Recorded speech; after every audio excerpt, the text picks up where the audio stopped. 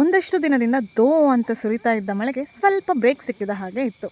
ಸಂಜೆ ಹೊತ್ತು ಮಕ್ಕಳಿಗೂ ಆಟ ಆಡುವ ಹೊತ್ತು. ನೋಡಿ, ಇಲ್ಲಿ ಸೈಕಲ್ ಬಂದು ನಿಂತಿದೆ. ಪಶ್ಚಿಮದಲ್ಲಿ ಸೂರ್ಯ ಗೋಚರಿಸ್ತಾ ಇದ್ದಾನೆ. ಅವನ ದಿನನಿತ್ಯದ ಕೆಲಸಕ್ಕೆ ಬಾಯ್ ಹೇಳಿ ಮುಳುಗುವ ಹೊತ್ತು. ಮಕ್ಕಳಿಬ್ರು ನೀರಲ್ಲಿ ಆಟ ಆಡಿ ಫುಲ್ ಒದ್ದೆ.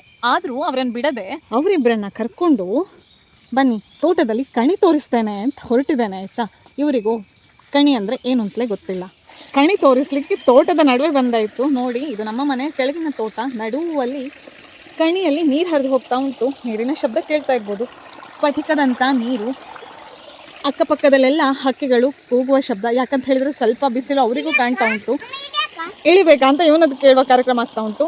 ಇನ್ನೇನು ತಡ, ಇಳಿ ಅಂತ ನಾನು ಹೇಳೋದು, ಇಳಿ ಆಯಿತಾ. ಈ ಕಣಿ ನೀರು ಹರಿದು ಹೋಗಿ ಎಲ್ಲಿ ಸೇರ್ತದೆ ಅಂತ ಕೇಳಿದರೆ, ಅಲ್ಲಿ ಒಂದು ಕಿಂಡಿ ಕಾಣಿಸ್ತಾ ಉಂಟಾ. ಆ ಕಿಂಡಿಯಲ್ಲಿ ತೋಟದಿಂದ ಹೊರಟಂಥ ನೀರು ನಮ್ಮ ರೋಡ್ ಬದಿಯ ಕಣಿಗೆ ಬಂದು ಈ ನೀರು ಸೇರ್ತದೆ. ನನ್ನ ಮಗ ಪಚಕ್ಕ ಬಿದ್ದ.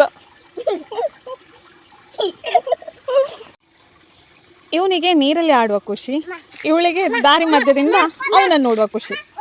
ಇದಾಗಿತ್ತು ನನ್ನ ಇವತ್ತಿನ ಮಿನಿ ವ್ಲಾಗ್. ಈ ವ್ಲಾಗ್ ನಿಮಗೆ ಇಷ್ಟ ಆದರೆ ಲೈಕ್ ಮಾಡಿ, ಹಾಗೆ ಈ ವಿಡಿಯೋವನ್ನು ಇನ್ನೊಬ್ಬರಿಗೆ ಶೇರ್ ಮಾಡಿ. ಸಬ್ಸ್ಕ್ರೈಬ್ ಆಗದೆ ನೋಡ್ತಾ ಇದ್ದರೆ ಪ್ಲೀಸ್ ಒಂದು ಸಬ್ಸ್ಕ್ರೈಬ್ ಆಗಿ.